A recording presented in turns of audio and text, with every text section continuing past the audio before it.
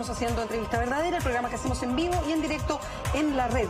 Hoy día vamos a hablar del Opus Dei, del poder del Opus Dei en Chile. Esto a propósito de la reedición de un libro que originalmente es del 2003, pero ahora viene aumentado y revisado, El imperio del Opus Dei en Chile, de la periodista María Olivia Monkeberg, periodista que es Premio Nacional de Periodismo y que ha sabido meterse con el poder en toda la serie de libros que tiene.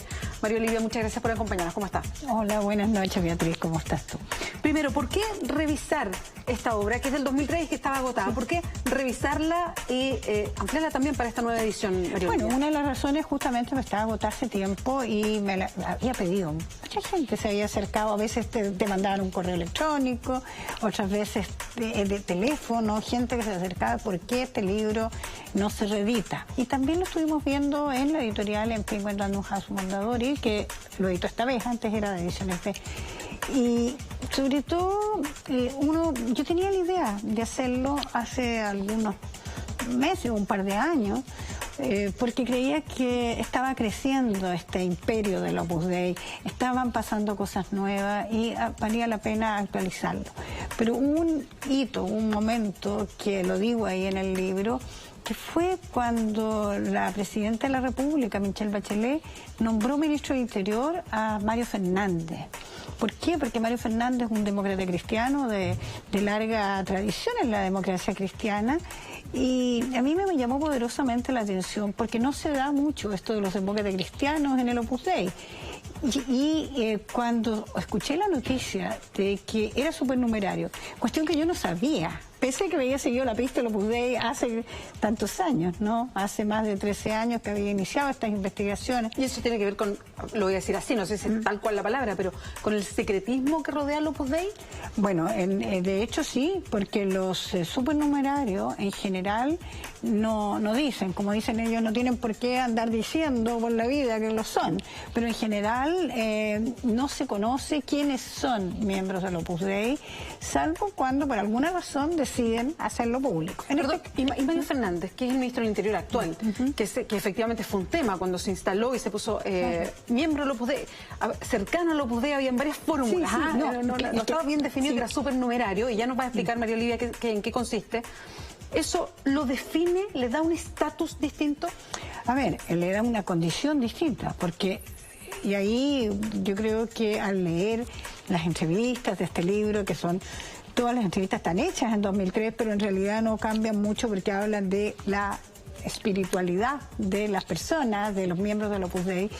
Efectivamente son personas religiosas, son personas que tienen costumbres en el fondo que sean diferentes. O sea, uno podría decir es una subcultura diferente, es un movimiento religioso, pero con una manera de ser que implica ciertas cosas. ¿Qué cosas, por ejemplo?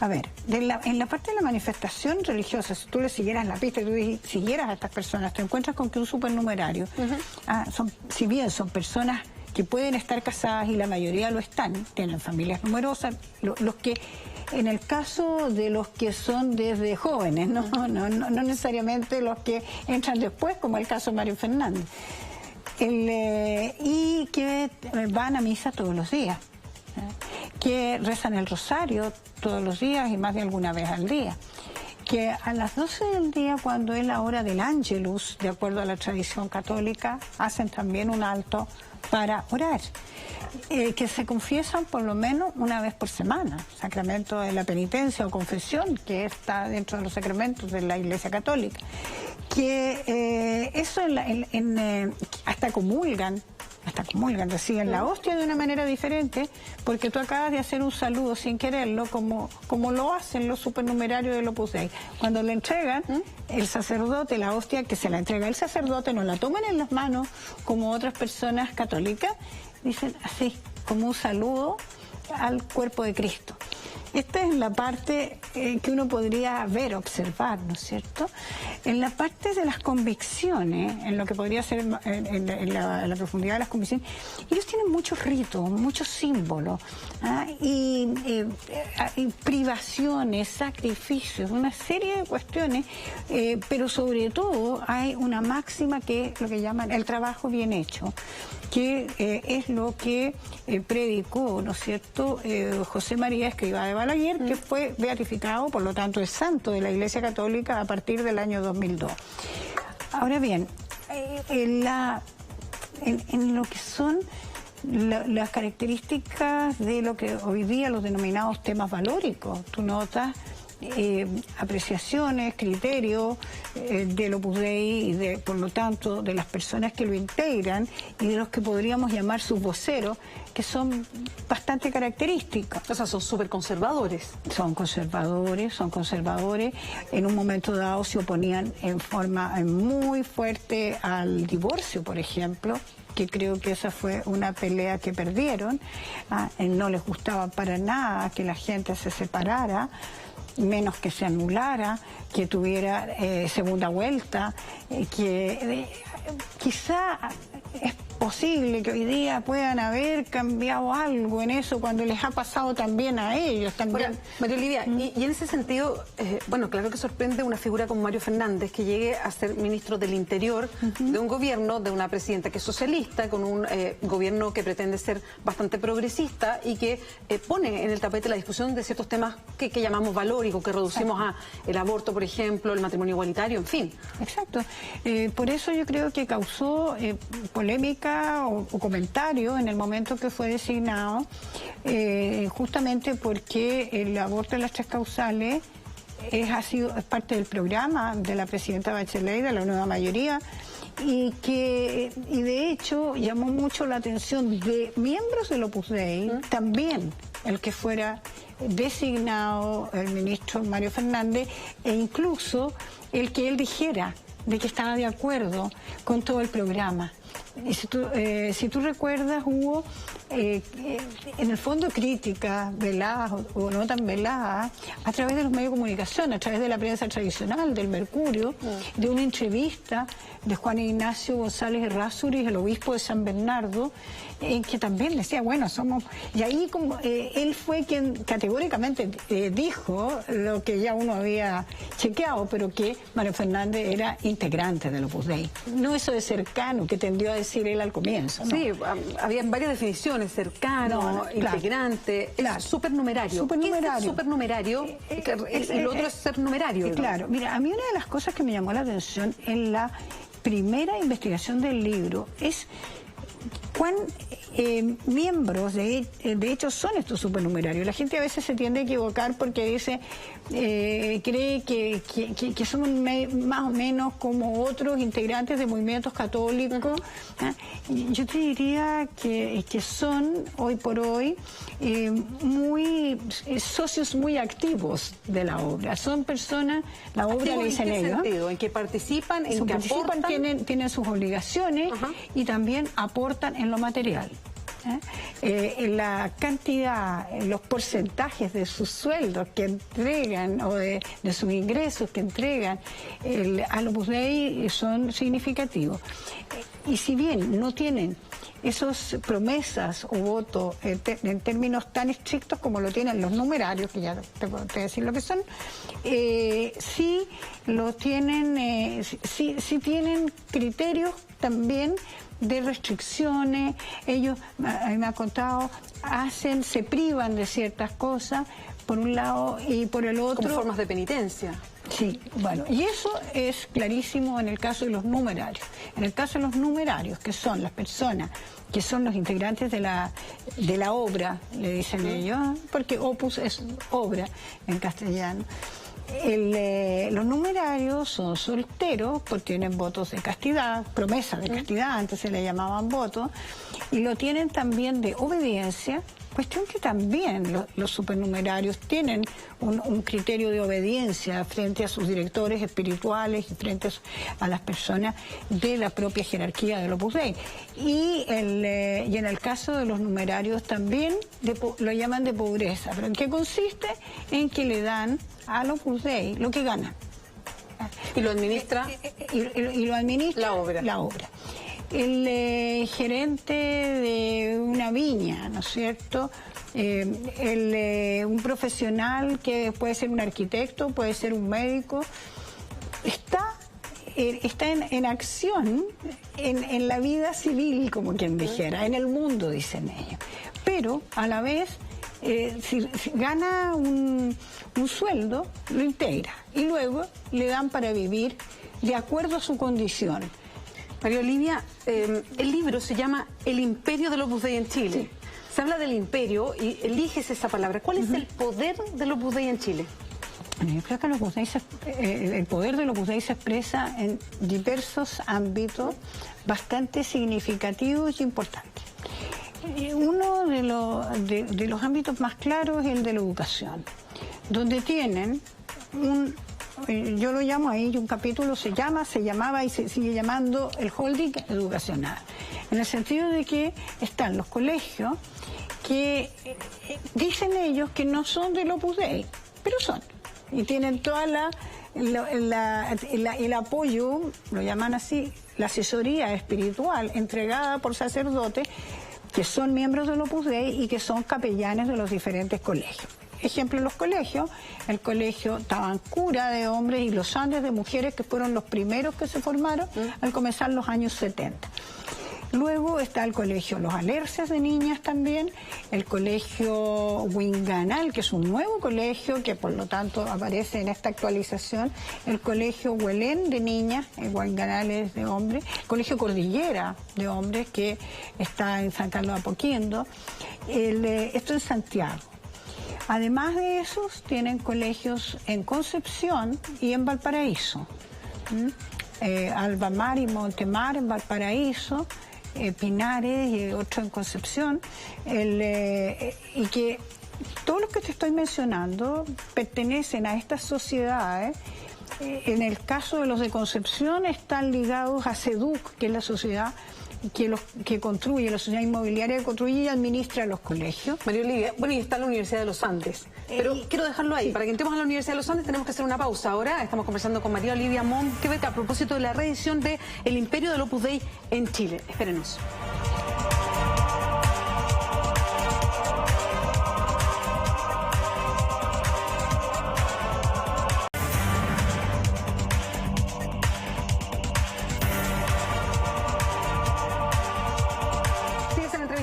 Seguimos conversando con la periodista María Olivia Monkeberg a propósito de la reedición de este libro, El imperio del Opus Dei en Chile. Estábamos hablando, María Olivia, del poder del Opus Dei y nos contaba de los distintos colegios que tiene, principalmente en Santiago, en Concepción, en Valparaíso el Opus Dei, y quedamos en la Universidad de los Andes, que es del Opus Dei. Así es, y en el caso de la Universidad de los Andes dicen claramente es del Opus Dei. A mí una de las cosas que más me impresiona y que creo que de alguna manera lo dejo en claro en este libro, piensa tú, la Universidad de los Andes partió en 1990,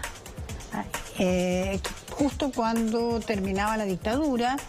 Antes había estado gente del Opus Dei en forma significativa en la Universidad Católica, en la hoy Pontificia Universidad Católica de Chile. Y se generó esta Universidad de los Andes al mismo tiempo que se generó la Universidad del Desarrollo. Nacía en Concepción, la Universidad del Desarrollo, nació en Santiago, la Universidad de los Andes. Bueno, y lo que ha cambiado, lo que ha crecido es notable. Tanto tú lo notas en edificios. Sí, claro.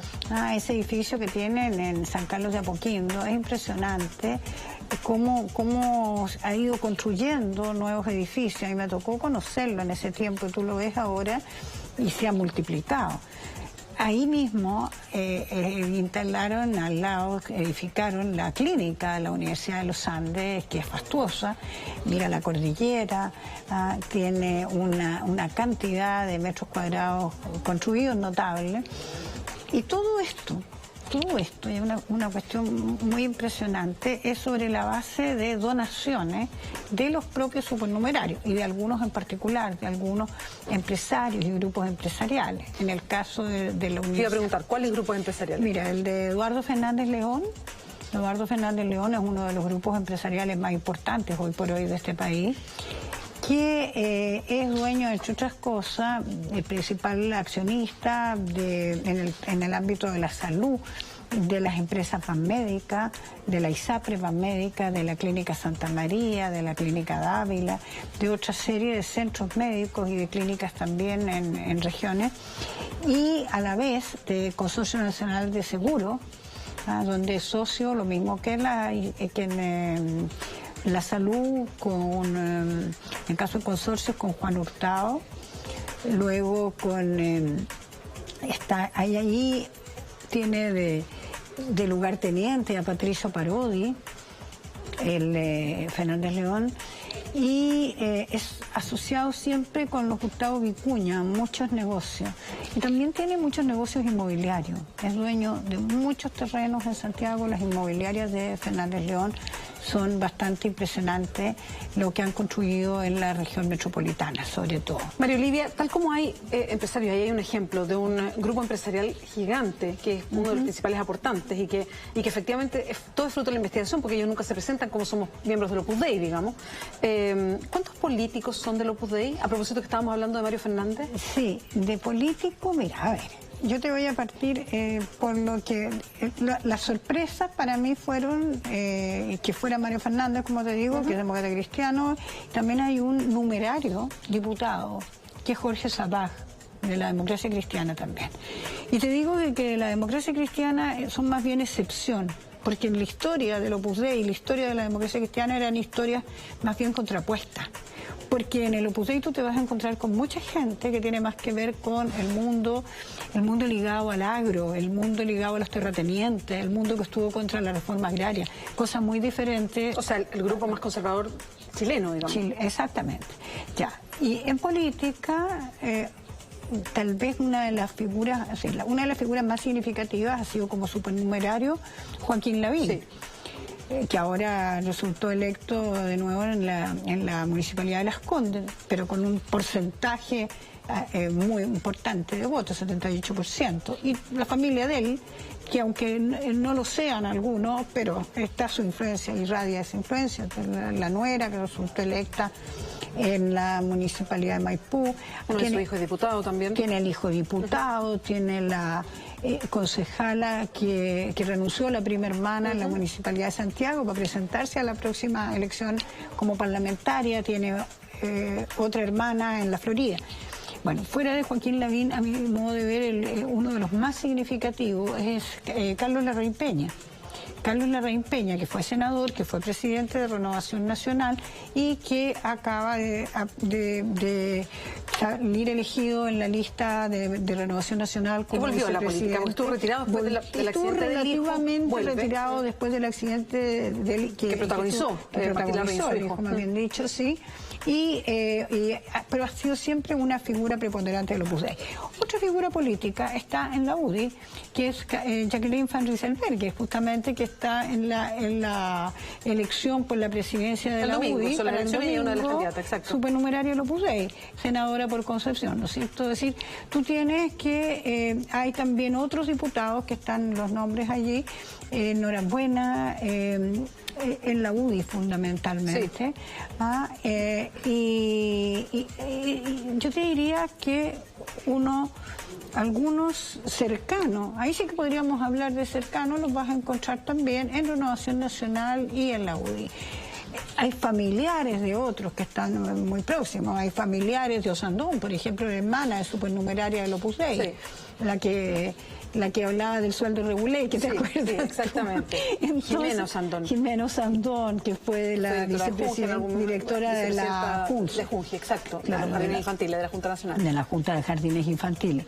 Y así, mira, María Olivia, perdón, y ahora que lo tocas, y a propósito que mencionas, hombres del Opus Dei, mujeres del Opus Dei, ¿hay diferencias para el Opus Dei de supernumerarios o integrantes que sean hombres y mujeres?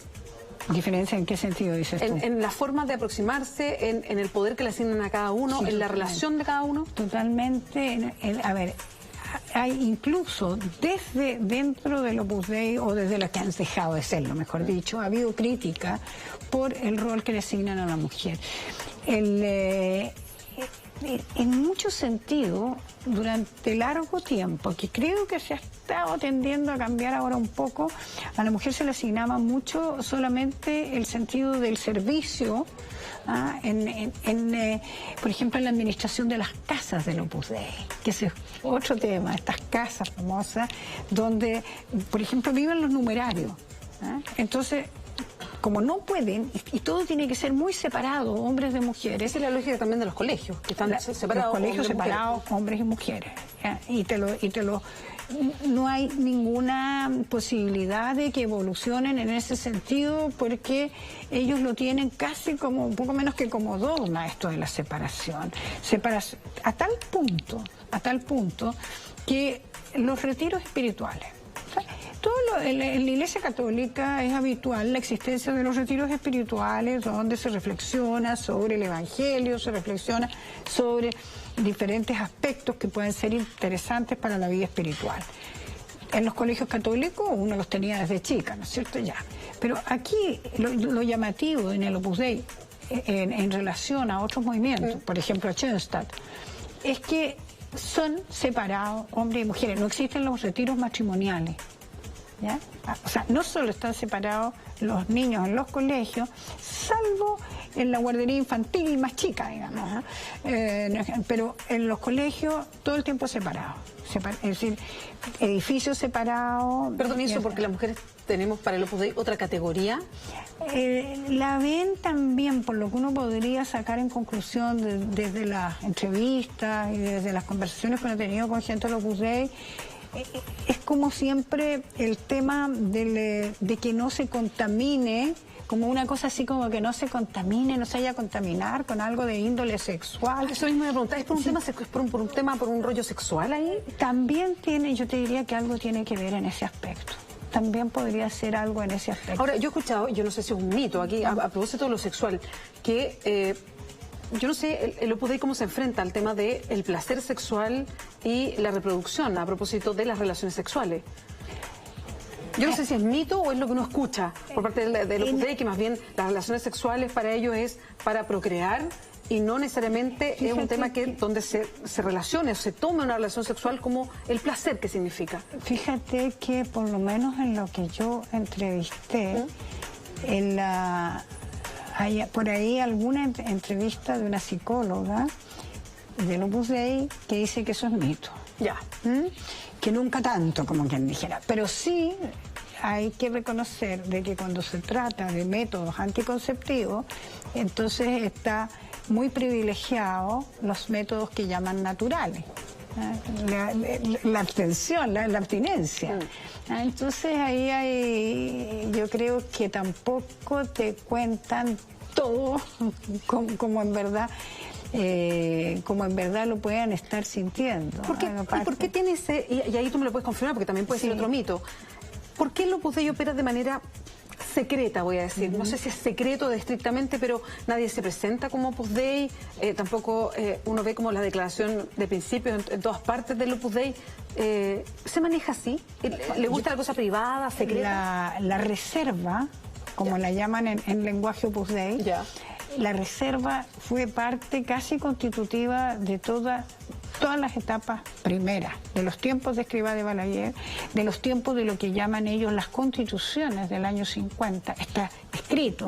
Yo ahí en el libro pongo varias partes, resúmenes, y no solo resúmenes, sino que textos de lo que eran las constituciones, y es muy impresionante cómo ellos te predican el secreto, como ellos te dicen que no hay que andar diciendo que eres del Opus Dei.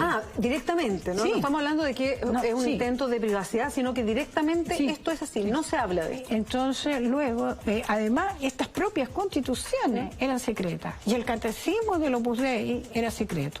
Después, cuando el Opus Dei se constituyó en prelatura, en tiempos de Juan Pablo II, esas constituciones se adaptaron, dejaron de ser, y ahí es cuando dejaron de llamarse votos, los votos de castidad, como te decía yo, eso, y cuando también el lenguaje que emplean es un poquitito tal vez más abierto, si se pudiera decir así. También después de algunas polémicas gigantescas, cuando se tuvieron que enfrentar el tema del Código Da Vinci, cosas de ese tipo, también te diría que se han entreabierto ciertas ventanas y como que se tratan de mostrar un poquito más, como reconocer un poco más, pero no existe una lista. Si tú quieres preguntar, a ver, pero dame una lista de los numerarios, o dame una lista de los Yo voy a preguntar eso, supernumerarios. ¿está el número fijo? ¿Se sabe cuántos Opus Dei hay en Chile? Yo te diría que lo que se calcula más o menos, que miembros de frentón, o sea, supernumerario, numerario, o los otros, claro, y los otros que son menos, que son los llamados, hay algunos que tienen una categoría tal vez inferior, ¿no? Que son los agregados, que los llaman. No, en total, entre 2.500, 3.000, en número, son pocos. Uno pudiera decir así, no van a la masa, pero que son tan convencidos, y a la vez hay como círculos, como otra cantidad de gente, colaboradores, otra cantidad de gente en los que influyen. Pero son influyentes, o sea, por lo claro, que nos hemos nombrado acá, están en sectores políticos, en grandes grupos económicos. Sí, en el ámbito educacional, ya te decía. Sí. Entonces, influyen en los colegios, influyen en la universidad. Y sacerdotes del Opus Dei, propiamente tales, porque también aquí hay diferencias. Hay los que son integrantes, como con todos los derechos, podría decir uno, en lenguaje lego, que son los pertenecientes a la prelatura. Son más de 50 hoy día. Eran 30 y tantos en el 2003, cuando yo hice la primera edición del libro. Bueno, estábamos conversando con María Olivia Monkever y nos da varios vistazos del libro. El libro es una investigación bien completa que está actualizada con lo que es hoy el imperio del Opus Dei en Chile. María Olivia Monkever nos acompañó, el libro se va de regalo también a través de las redes sociales. Como siempre, nos comunicaremos con el ganador. María Olivia, muchas gracias por acompañarnos hoy. Gracias, Beatriz. Y vamos nosotros ahora a un resumen de noticias.